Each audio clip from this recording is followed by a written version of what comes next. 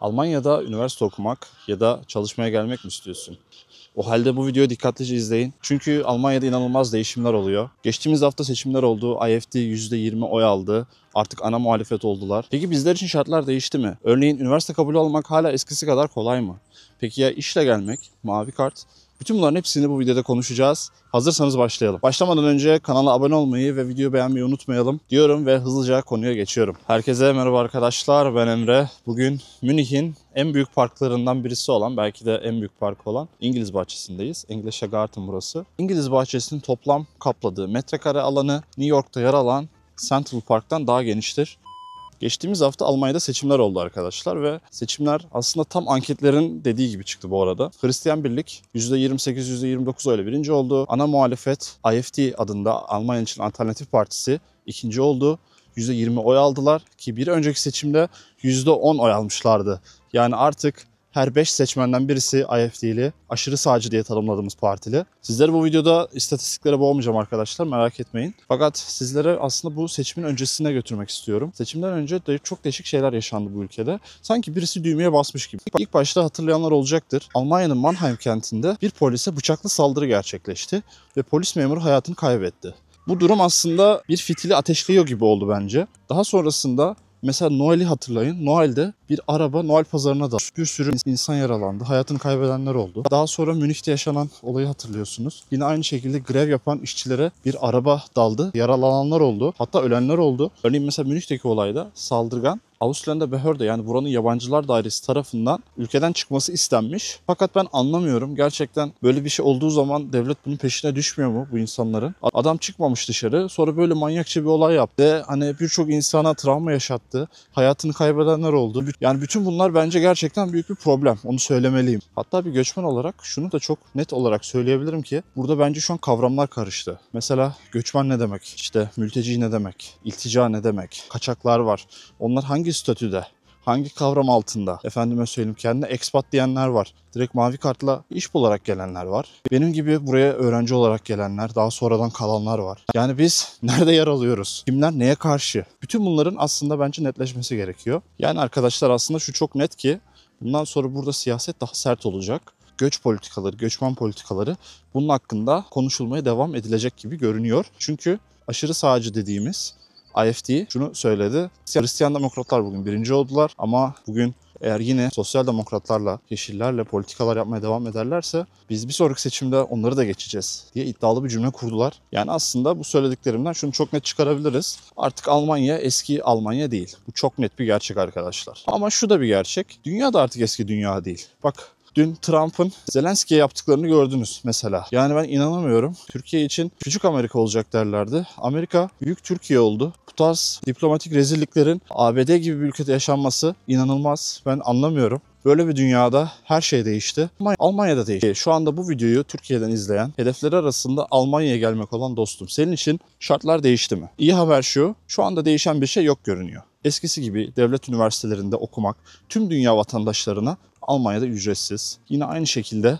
belirli şartları sağlayanlar buraya gelebiliyorlar ve burada ücretsiz eğitimi yaşayabiliyorlar. Eğitimi tamamladıktan sonra iş arayabiliyorsun. İşi bulduktan sonra zaten burada bir şekilde kalıyorsun. Bana soracak olursanız arkadaşlar, buralara gelmeyi düşünüyorsanız bir an önce gelmeye bakın derim. Çünkü çarşı pazar karışırsa bu işler zorlaşabilir. Mesela ben de buraya korona zamanında geldim. O zamanlar gelmek daha zordu. Onun gibi pandemi değil de aynı etki yaratabilecek başka bir olay yaşanırsa yine buralara gelmek zorlaşacaktır. Vize almak falan zorlaşabilir. Bununla birlikte bana soracak olursanız artık buraya dil bilerek gelmek daha bir önem kazanmış durumda. Ne demek istiyorum? Yani şartlı kabulle geleyim, işte A1 ile geleyim, A2 ile geleyim. Buralarda öğrenirim falan. Evet, bu da çok güzel ve mantıklı.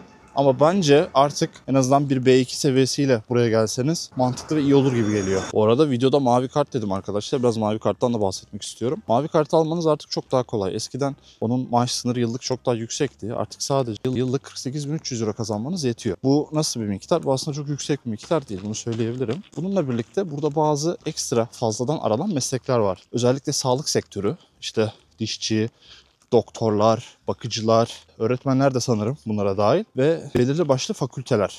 İşte IT'ci olmak falan gibi. Bu sektörlerde yıllık maaş barajı daha da düşük. Normalde dediğim gibi 48.300 euro. Bu mesleklerde 43.800 euro. Peki bu nasıl bir miktar? Yani gerçekten bu düşük bir miktar arkadaşlar. Bu şu demek. Burada tam zamanlı bir işi bulduğun zaman aslında herkes aynı şeyi diyor. Mavi kart alabilirsin kardeşim. Mavi kartın bazı avantajları var arkadaşlar. Bunlardan bir tanesi aslında aile üyelerinizi yanınızda getirmeniz daha kolay oluyor. Bununla birlikte 33 ay sonra kalıcı oturuma başvurabiliyorsunuz. Bu da çok büyük bir avantaj. Hatta şöyle bir avantaj da var. Diyelim burada master okudunuz ya da lisans okudunuz.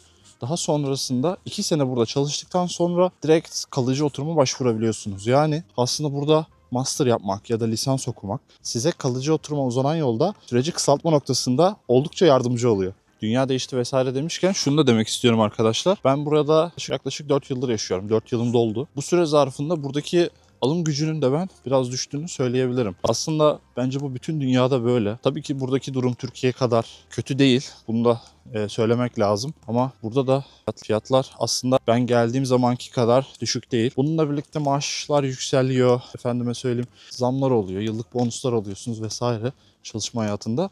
Ama alım gücünüzün düştüğü kadar almıyorsunuz gibi geliyor bana. Ben öyle hissediyorum en azından.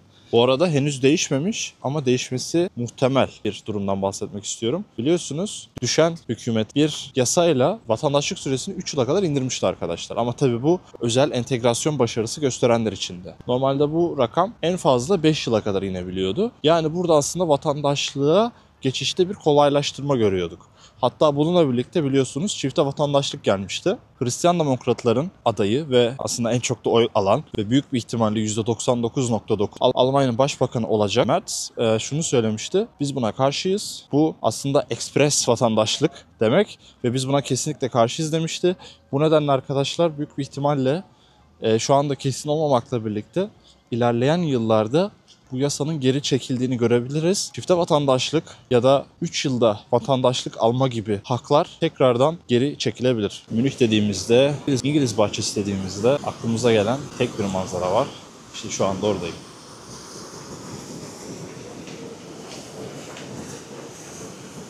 Yani videoyu özetleyecek olursak arkadaşlar aslında Almanya'da yeni bir çağ başlıyor, yeni bir dönem başlıyor. Bence artık dünyada yeni bir dönem başlıyor. Herkes göçmenlerle ilgili konuşurken elbette ki halkın neredeyse çeyreği diyebileceğimiz bir yüzdesinin göçmen kökenli olduğu Almanya'da bu konu tabii ki de konuşuluyor.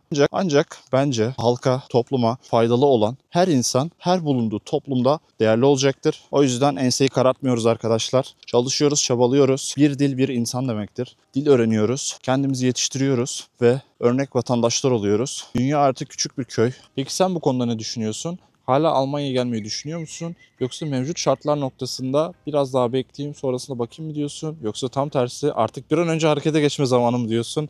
Görüşlerinizi gerçekten merak ediyorum. Bu videoyu beğendiyseniz like atabilirsiniz, kanala abone olabilirsiniz. Beni Instagram'dan takip edebilirsiniz.